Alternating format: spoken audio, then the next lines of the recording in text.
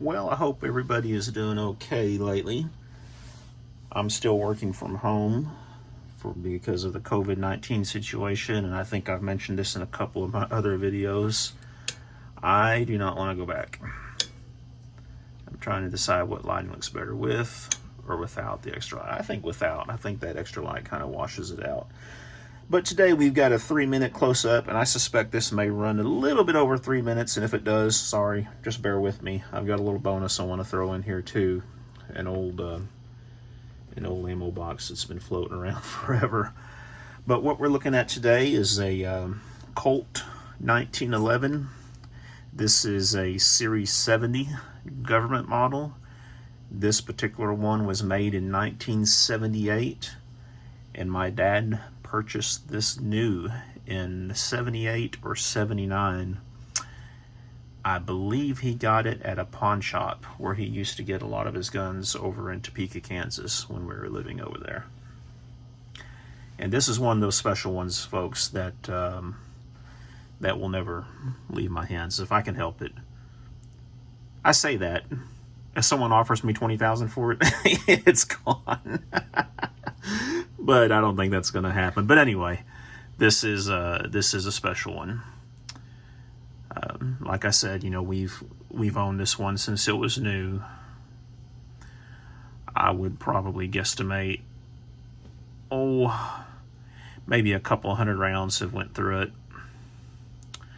I actually shot this in my Texas LTC class here, I don't know, about 5 or 6 years ago when I finally had to transfer my license to Texas. Before that, I was carrying based off of a Utah permit, and they changed the laws to where you had to have a Texas license from your home state before they would issue Utah.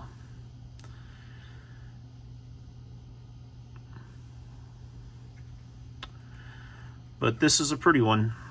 I think when you start talking about a 1911 pistol, you can't get any more classic than this one. Well, look at the size of that muzzle. Wow, that's one thing I like about 45s.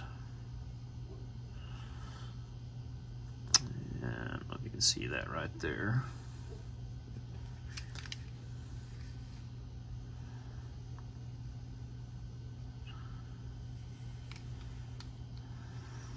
Got the classic combat sights. Now, I'm not a huge 1911 guy. As a matter of fact, this is the only one I own. But I do know the 70 series shoot extremely well, like this one does. Obviously, when they transferred from the 70 series, the Series 70, to the Series 80, they put in a firing pin block on the Series 80 where the little plunger comes up and prevents the firing pin from flying forward from inertia. So this one does not have that. And as a result, this one, these old Series 70s, they can go off if they're condition 1, locked and cocked, and dropped on the muzzle hard enough. There have been cases of them going off on people, but you do sacrifice some of that good trigger though when you put in that firing pin block. At least that's what they tell me. That's what the 1911 guys say and everything. Now, to go with this, we actually have one original mag. I think I've got another original mag somewhere. It's just a matter of me finding it. And oddly enough, you know, people talk about magazine compression, the springs compressing over time. I've never experienced it, but I'm sure it is feasible. This mag was loaded, fully loaded with 7 rounds for 20 some odd years before it was fired, and it functioned flawless for me after that. And then we've got some of the, I've got a handful of these military mags. They both work fine in it. As a matter of fact, I don't think, again, I've only got maybe 200 rounds through this. Never had a malfunction with this one. So that's the 3-minute close-up, and we're now at 4 minutes and 40 seconds. So like I said, this one's going to be a little bit longer, but this one is a treasure, folks. My son has been eyeballing this. He's wanting a 1911 really bad, and he's been trying to talk this one out of me. And I'm afraid that it's not going to happen, boy. Not until I don't have the strength to fight you off anymore, which hopefully will be a lot of years from now. But here's a little bonus I wanted to show you. This is pretty interesting. My brother bought a house in Memphis, Tennessee. I guess, gosh, it's probably been about 15, 16, 18 years ago now. And whoever previously lived there apparently was a match shooter of some sort. And this is an old box of ammo. With a lot, there were several different ammo that he left. 2 or 3 5-gallon buckets of some 45 brass. And I snagged this box